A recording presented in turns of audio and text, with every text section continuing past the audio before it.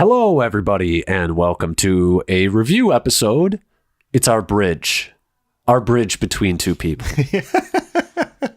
Yeah, if you didn't listen to the previous episode a couple weeks ago, we've decided the bridge is the movies that are released on Netflix. Yes, didn't see them in the theaters, not wide theater releases, but they're on Netflix, and they're kind of getting a push from Netflix. They're not just like that shitty one that they dropped that nobody sees. I'm going to say that we call this episode just bored.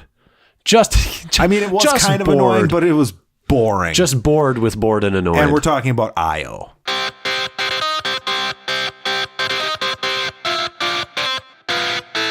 Bored and annoyed. Basic premises: a girl is seemingly one of the last people left on Earth after Earth becomes inhospitable. We've polluted the Earth to the point where basically to defend itself, the environment has changed. Yeah. And there's like pockets of places where oxygen is clean. And then there's other areas where you'll get really sick and die. Yes. And everybody has gone out into space, living on a colony, trying to find a new... Io, yes. Strange because there's like no reason to name this movie Io because there's almost nothing in the movie about Io. Right. It all takes place on Earth. Yes. And spoilers. It has two characters. It does. 3 if you count the reading of the narration of the emails of her boyfriend.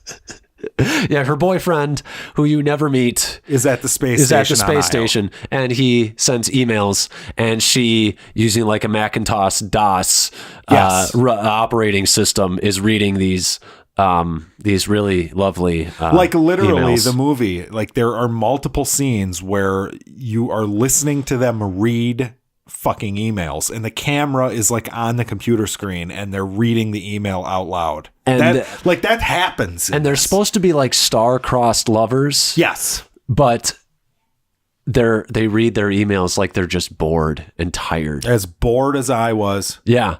This movie like takes the cake for breakneck speed into boredom.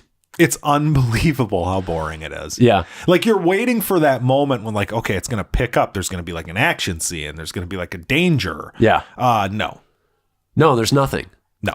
I kept on saying, I'm like, okay, cool. So I get her day-to-day life. I know exactly everything about this. Now it's time for the inciting incident. No, that's just it. The first, it felt like an hour at the beginning of like, okay, we get it. Like you've set this up. Stop setting this up. Yep. We understand. They basically set it up with like the opening narration, like the Star Wars crawl type scene. Yep. That's the setup. Yep. But then they go over it all again. Yep. Multiple times. And they let you feel it from this girl's perspective. And it's like, okay, I can get it. Maybe you're trying to set this like tone of like, this is how lonely she'd be and whatever. But it's like, you have to understand. I just kept on thinking throughout the whole movie. I'm like, one of the things that they tell you in screenwriting is get to the exciting part of your scene and basically just try and start there if you can, or start as close to that as you can.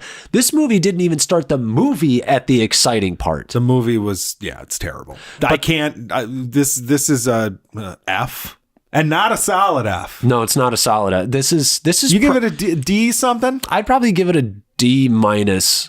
I thought it was so boring. It's an F plus, and the reason it gets a plus is because Anthony Mackie is still a good actor and he still tries, but there's nothing he was okay. Yeah, I mean, it's not his fault, but there's nothing he can do here. And you know what? It is competently made. It looks nice. It looks nice. Yeah, it looks nice.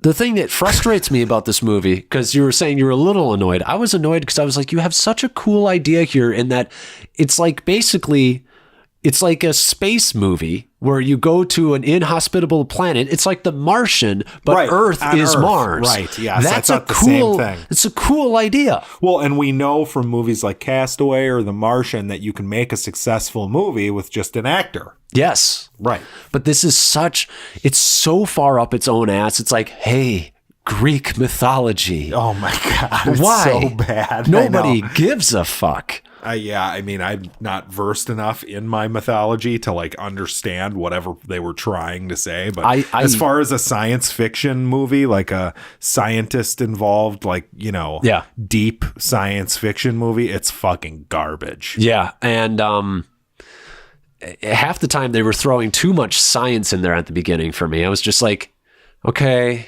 she's doing some stuff. Right. I don't know what she's doing.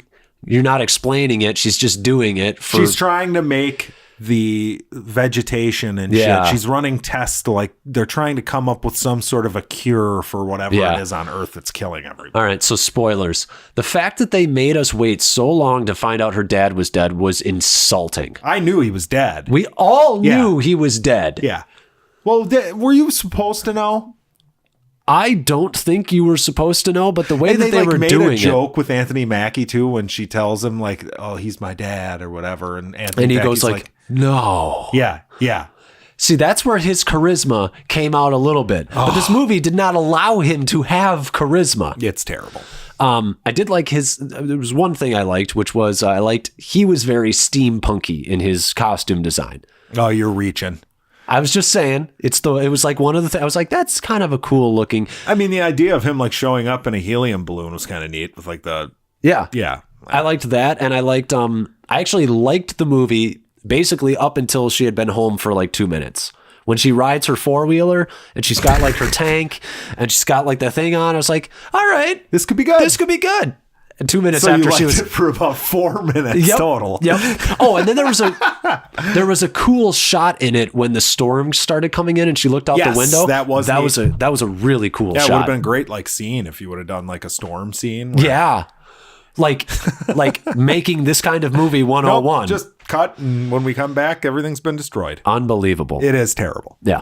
So I guess that's it. Yeah, that's a quick one. Quick one for you guys. It's bad. It's bad. But yeah, I've been Jackson. And I've been home at the movies. Have a good one. Don't watch that movie. Or do. I don't care. It's your life.